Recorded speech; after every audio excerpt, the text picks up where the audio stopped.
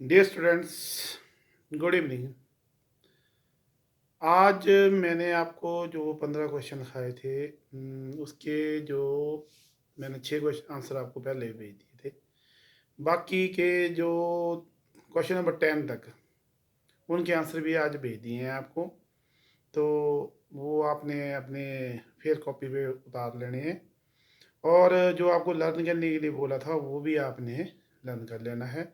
और जो नोट्स आपको पहले चैप्टर के मैंने शुरू में लिखाए थे वो भी आपने कंप्लीट कर देने हैं। कुछ बच्चों के भी कंप्लीट नहीं है, तो जिन्होंने अभी मेरे को व्हाट्सएप पे इसकी फ़ोटो नहीं भेजी है वो आज या कल तक नोट्स कंप्लीट करके उसकी फ़ोटो भेज दें। आज मैं आपके साथ जो नेक्स्ट चैप्टर है आपका राजनीतिक एवं आर्थिक इतिहास, आज सिर्फ उसकी हम चर्चा करेंगे कि उस चैप्टर में है क्या क्या, पूरा चैप्टर है क्या। फिर चैप्टर को हम जल्दी ही सोमवार को शुरू करेंगे। तो आज हम इस चैप्टर में देखते हैं कि अभी तक हमने जो पढ़ा, पहले चैप्टर में हमने पढ़ा कि हड़प्पा संस्कृति काफ़ी अच्छी तरह से फली फूली और फिर इसका अंत हो गया। तो हड़प्पा संस्कृति का जो पतन है तो वो लगभग 1200 ईस्वी पूर्व इसका पतन हुआ। उससे लेके 1200 ईस्वी पूर्व से लेके लगभग 600 ईस्वी पूर्व तक ये जो हमारा रीजन है उत्तर भारत का, इसमें काफ़ी परिवर्तन हुए। और 600 ईस्वी पूर्व के आसपास हमारे इस रीजन में ये सिंधु घाटी और सिंधु नदी और इसकी उपनदियों की जो घाटियां हैं, इसमें ऋग्वेद की रचना हुई। ऋग्वेद एक ऐसा ग्रंथ है जिससे हमारे इतिहास पे काफ़ी ज़्यादा जानकारी हमें प्राप्त होती है। ये इसकी रचना हुई 600 ईस्वी पूर्व के दौरान। इसी दौरान हमारे उत्तर भारत में आर्यों का आगमन भी हो गया, और जो हमारा उत्तरी भारत और दक्कन के पठार है यहाँ पे जो कृषक बस्तियाँ थी वो अस्तित्व में आई। और जो दक्कन और दक्षिण भारत है उसमें चरवाहा बस्तियाँ जो अस्तित्व में आई। इसमें क्या हुआ कि जो शवों का संस्कार का जो तरीका थोड़ा बदला। इसमें क्या कि वो कब्रों में शवों को दफन करते थे, और क्या करते थे, साइड साइड में बड़े बड़े पत्थर लगा देते थे। इन पत्थरों को क्या कहा जाता था, महापशाण। ये आपको क्वेश्चन में आता है कि महापशाण क्या होता है। महापशाण वही थे बड़े बड़े पत्थर जो कब्रों के इर्द गिर्द लगा दिए जाते थे। और इस काल में और क्या हुआ कि लोहे की खोज होगी, लोहे के उपकरण आ गए, हथियार आ गए। तो ये लोग अब अपने शवों के साथ लोहे के उपकरण और हथियार भी उन्होंने उसके साथ दफनाने शुरू कर दिए, क्योंकि उनका वही मत था कि जो आगे चल के जो उसकी नई जिंदगी आएगी इसमें इसको इन चीज़ों की ज़रूरत जो है वो पड़ेगी। और 600 ईस्वी पूर्व में एक और जो परिवर्तन आया कि इस समय तक जो उत्तर भारत था इसमें राज्य और साम्राज्य पनपना शुरू हो गए और रजवाड़ों का उदय हो गया। और जब रजवाड़ों का उदय हुआ तो नए नगर जो थे वो भी अस्तित्व में आए। कृषि में भी परिवर्तन हुआ, क्योंकि लोहा धातु का प्रयोग होना शुरू हो गया, तो कृषि उपकरण जो थे वो भी इसमें उपयोग होने लगे। छठी जो शताब्दी थी उस तक पहुंचते पहुंचते यहाँ पे उत्तर भारत में बड़े बड़े राज्य अस्तित्व में आए, जिनको क्या कहा जाता था, महाजन पद। और उस समय 16 महाजन पद थे उत्तरी भारत में। इनमें दो प्रकार की जो प्रशासन व्यवस्था प्रचलित थी, एक तो थे राजवाड़े और दूसरे थे गणतांत्रिक। जो 12 महाजन पद थे उनमें रजवाड़े का शासन था, और 4 जो महाजन पद थे वो जो थे गणतांत्रिक थे। जो रजवाड़े वाले थे उसमें राजा का शासन होता था, और जो गणतांत्रिक होता था वो लोग जो थे अपने में से चुन के किसी को राजा बना देते थे। तो आपको पता ही होगा कि जो राजा की शक्ति वो ज़्यादा होती थी, जो गणतांत्रिक प्रदेश का राजा होता था उसकी जो शक्तियाँ वो उतनी नहीं होती थी। तो ये जो 16 महाजन पद बने उसमें जो मेन थे वो था मगध, कौशल, अवंती, वत्स्य। ठीक है। ये जो महाजनपद थे ये आपस में लड़ाई झगड़ा इनका चला रहता था वर्चस्व के लिए, सम्राट बनने के लिए, राजा महाराजा बनने के लिए। तो इसमें 5वीं शताब्दी ईसा पूर्व तक जो मगध था ये सबसे स्ट्रॉन्ग जो साम्राज्य बन के उभरा। तो इसमें जो मेन रोल था, इसमें दो शासक थे इसके। एक तो था बिंबिसार, ध्यान रखिए ये बिंदुसार नहीं, बिंबिसार, और उसका पुत्र अजात शत्रु। इन्होंने क्या किया, इस मगध को में जो साम्राज्य के रूप में इसको स्थापित किया, और इनके समय में जो राजधानी होती थी मगध की वो थी राजगाह। बाद में क्या हुआ, जो इनके उत्तराधिकारी थे उन्होंने क्या किया कि राजगाह से जो राजधानी थी उसको शिफ्ट कर लिया इन्होंने पाटलिपुत्र। और फिर ये जब इसके जो उत्तराधिकारी थे वो इसको संभाल नहीं सके, और लगभग 412 ईस्वी पूर्व में यहाँ पे शिशुनाग वंश ने का जो शासन शुरू हुआ, जो चला लगभग 364 ईस्वी पूर्व तक, और उसके बाद 364 ईस्वी पूर्व से लेके 322 ईस्वी पूर्व तक मगध पे नंद वंश का जो शासन रहा। इसमें जो नंद वंश की स्थापना की थी वो महापद्म नंद ने की थी, जिसको विशाल सेना के कारण, उसकी स्ट्रॉन्ग सेना के कारण उग्रसेन भी कहा जाता है। तो इसका जो अंतिम शासक था नंद वंश का वो था धनानंद।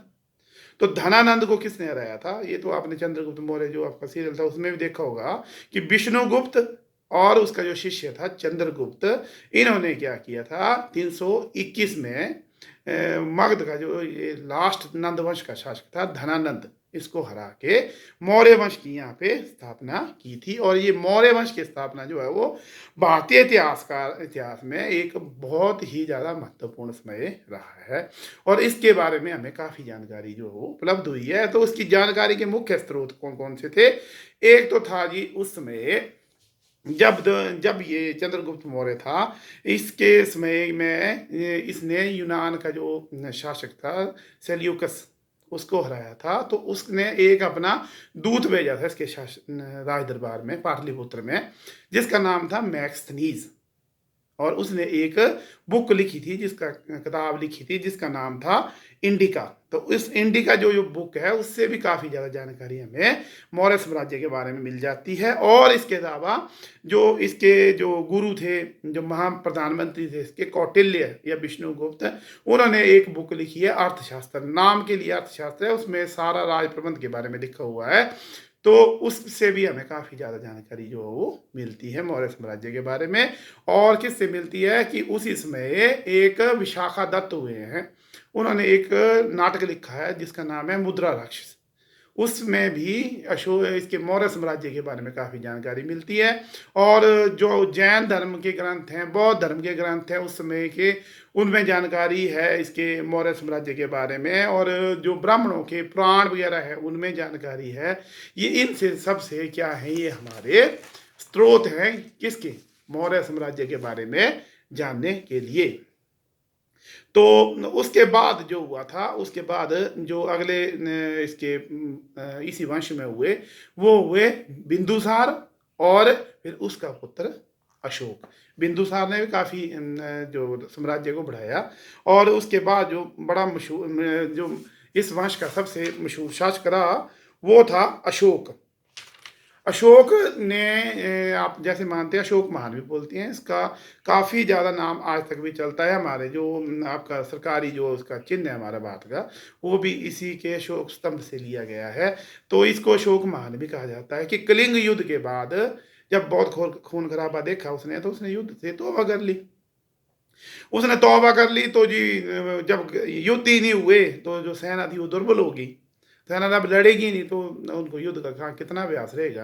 तो इससे क्या हुआ कि जो आगे उसके वंशज आए उनके आते आते सेना इतनी कमज़ोर होगी कि वो फिर जो आगे विदेशी आक्रमणों का सामना नहीं कर पाई। और उसी समय में क्या हुआ कि जब ये मौर्य साम्राज्य में राजनीतिक स्थिरता उत्पन्न हुई तो इसका जो मौर्य साम्राज्य का जो एक अंतिम शासक था बृहद्रथ, उसकी हत्या कर दी उसी के सेनापति पुष्यमित्र ने, और शुंग वंश की उसने स्थापना की। जैसा कि आपको पता कि अशोक का जो धर्म था वो तो बौद्ध था, लेकिन जो शुंग वंश का था पुष्यमित्र, उनका था हिंदू तो उसके समय में हिंदू धर्म जो था वो काफी फलीभूत हुआ। इसने की थी 185 ईस्वी पूर्व में। और फिर इस वंश का जो अंतिम शासक था वासुदेव, उसकी जो है हत्या कर दी गई थी। जो इस वंश का था क्या शुंग वंश का देवभृति उसकी हत्या की थी वासुदेव ने, और शुंग वंश स्टार्ट हुआ। पहले था आपका, इससे पहले जो था मौर्य वंश का शुंग वंश का अंत हो गया, और उसके बाद जो शुंग वंश है उसका भी अंत हो गया जब उसकी हत्या हो गई। और इसके बाद जो नया वंश शुरू हुआ वो कर्ण वंश शुरू हुआ। और इसके 45 वर्षों में जो आपके 4 शासक हुए। जब ये राजनीतिक अस्थिरता फैली सारे मौर्य काल के अंत में, जब उसका साम्राज्य का अंत हो रहा था, तो बहुत सारी जो थी विदेशी ताकतें और जो दक्षिण भारत में जो नए साम्राज्य जो वो सामने आए, जो विदेशी ताकतें जिन्होंने यहाँ पे भारत में काफी जगह जो अपना राज्य स्थापित किए, उनमें शाक थे, पार्थ्यायन थे, कुषाण थे, ठीक है, चेदी वंश, पांड्य वंश, ये सभी उसके बाद फिर वो अस्तित्व में आए। तो ये जो आपका कुषाण वंश था, कुषाण वंश का जो मशहूर शासक था वो था कनिष्क। वो भी अपने शासन व्यवस्था के बारे में, कला और साहित्य के विषय में वो काफी प्रसिद्ध रहा है। और कुषाण वंश ने भी 200 ईस्वी पूर्व से लेके 300 ईस्वी तक, लगभग 500 साल तक भारत पर जो है वो उन्होंने राज्य किया है, ठीक है। और इनके समय में गंधार कला, जिसमें कि यूनानी जो कला वो मिक्स है, उसका काफी विस्तार हुआ, और इसके कला और साहित्य में इसमें काफी जो है विकास हुआ। और इसी दौरान जो एक और वंश जिसके बारे में काफी इस चैप्टर में आपकी चर्चा होगी, वो है गुप्त काल, ठीक है। इसका जो गुप्त काल है, गुप्त वंश है, इसकी स्थापना की थी श्री गुप्त ने। और जो मेन शासक थे इसमें, उसमें था चंद्रगुप्त प्रथम। और इसको चंद्रगुप्त मेनली प्रथम को ही इसके वंश का जो है वो संस्थापक माना जाता है। और जो मेन जो प्रसिद्ध शासक हुए हैं इसमें, वो है चंद्रगुप्त विक्रमादित्य और समुद्रगुप्त। जो समुद्रगुप्त था उसको भारत का नेपोलियन भी कहा जाता है, क्योंकि उसने भी, अब वो नेपोलियन से भी महान था, क्योंकि उसने अपने जीते जी कोई किसी भी जिस भी युद्ध में वो लड़ा, उसमें कभी उस युद्ध में वो हारा नहीं, हमेशा एक विजेता रहा। और जो चंद्रगुप्त विक्रमादित्य है उसकी तो आपको स्टोरियां पता ही है, विक्रम बेताल वगैरह, इसमें जो आप जानते हैं इसको। इसके समय में क्या हुआ, जब चंद्रगुप्त विक्रमादित्य था उसके समय में चीन से एक यात्री आया था फायान। और फायान जो था उसने भी जो ये चंद्रगुप्त विक्रमादित्य है उसके शासन व्यवस्था के बारे में और उसकी जो उस गुप्त काल के बारे में काफी जानकारी दी लिखी है। और वो जो है वो हमारे इतिहास में एक स्रोत के रूप में ही यूज होती है। और उसके बाद जो शासक हुए वो इस गुप्त वंश के वो निकम्मे रहे। तो लगभग 6ठी शताब्दी ईस्वी तक पहुंचते पहुंचते इस वंश का भी अंत हो गया। तो ये जो हमारा सेकंड चैप्टर है ये लगभग यहीं तक है, यहाँ तक हम इसको पढ़ेंगे।